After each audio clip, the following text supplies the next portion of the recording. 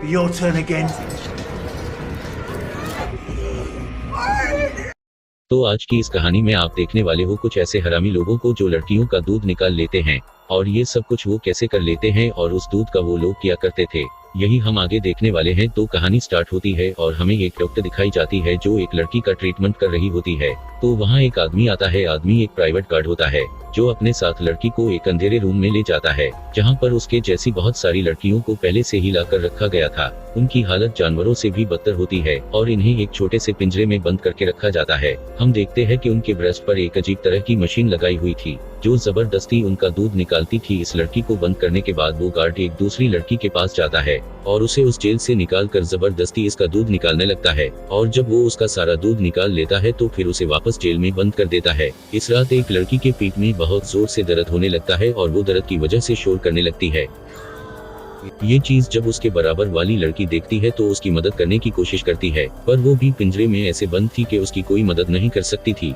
तभी उस लड़की के शोर की आवाज सुनकर गार्ड भी वहां पर आ जाता है जो अपने साथ उस फीमेल लेडी को भी लेकर आया था। हमें पता चलता है कि उस लड़की को दर्द इसलिए हो रहा था कि वो प्रेग्नेंट थी, और जब उसका बच्चा बाहर आता है तो पता चलता है कि वो तो एक लड़का होता है। ये देखकर वो लेडी डॉक्टर गार्ड से उस बच्चे को मारने को बोलती है क्योंकि लड़के इनके किसी काम के नहीं होते, उन्हें सिर्फ दूध चाहिए होता है, मलाई नहीं। इसके अगले दिन लड़की की तबीयत और खराब होने लगती है क्योंकि डिलीवरी के टाइम उसका बहुत खून जाया हो गया था, पर उनको इस चीज से कोई फर्क नहीं पड़ता और वो सारा के मुंह पर कपड़ा डालकर उसे साथ ले जाने लगते हैं। उस रात एक और लड़की की तबीयत खराब होने लगती है। उसका नाम विक्टोरिया होता है और उसका पानी आने लगता है। ये देखकर जब गार्ड उसे चेक करने के लिए उसके पिंजरे में आता है तो विक्टोरिया इसे लात मारकर उसे नीचे गिरा देती है। उसकी इस बहादुरी देखकर पिंजरे के सब लोग बहुत ही खुश हो जाते हैं और जोर जोर से शोर करने लगते हैं, पर विक्टोरिया उन्हें चूप करवाती है और उन लड़कियों को आजाद करने के लिए उस गार्ड से चाबी निकाल लेती है। पर जैसे ही वो लड़कियों को आजाद करवाने जा रही थी तभी उसे किसी के आने की आवाज सुनाई देती है, तो वो गेट के एक किनारे पर जाकर छप जाती है। और जब एक गार्ड अंदर आता है तो वो दूसरे गार्ड को ऐसे जमीन पर पड़ा देखकर हैरान हो जाता है,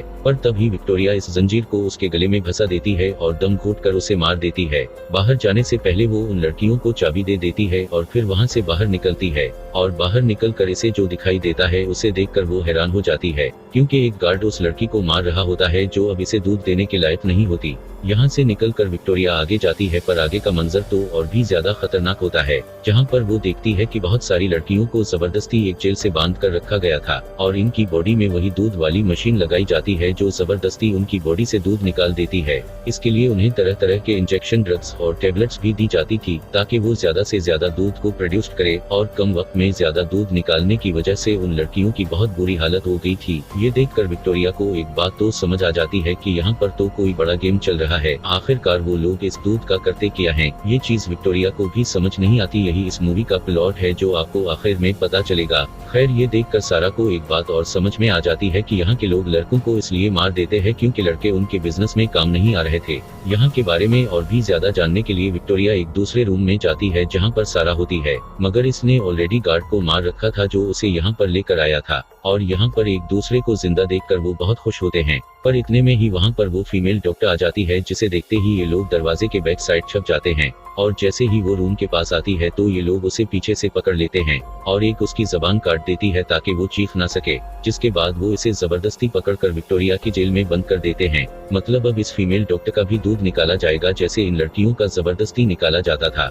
और इसके साथ ये सीन यहीं पर कट हो जाता है। अगले सीन में हम एक ब्यूटी क्रीम का एड देखते हैं जो बहुत एक्सपेंसिव होती है, और इस क्रीम की टैग लाइन होती है दी मिल्क ऑफ लाइफ। जिस टैग लाइन के साथ ही ये मूवी यहीं पर एंड हो जाती है। आई होप आपको समझ में आ गया होगा कि आखिर इन लड़कियों के दूध का क्या इस्तेमाल किया जाता था। खैर, इस कहानी का एक दूसरा पहलू भी है जो हमारी भैंसों के बारे में बताता है, जहां पर इन्हें जबरदस्ती तरह तरह के इंजेक्शन दिए जाते हैं ताकि उनका हार्मोनल लेवल बढ़ सके और वो और भी ज्यादा दूध दे सके, और बहुत कम वक्त में बहुत ज्यादा दूध निकालने की वजह से उनकी हालत भी बहुत खराब हो जाती है। ये कहानी कहीं ना कहीं इन्हें यही रिप्रेजेंट करती है। खैर, इस बारे में आपका क्या कहना है कॉमेंट करके हमें जरूर बताइएगा और चैनल को लाजमी सब्सक्राइब कर लीजिएगा।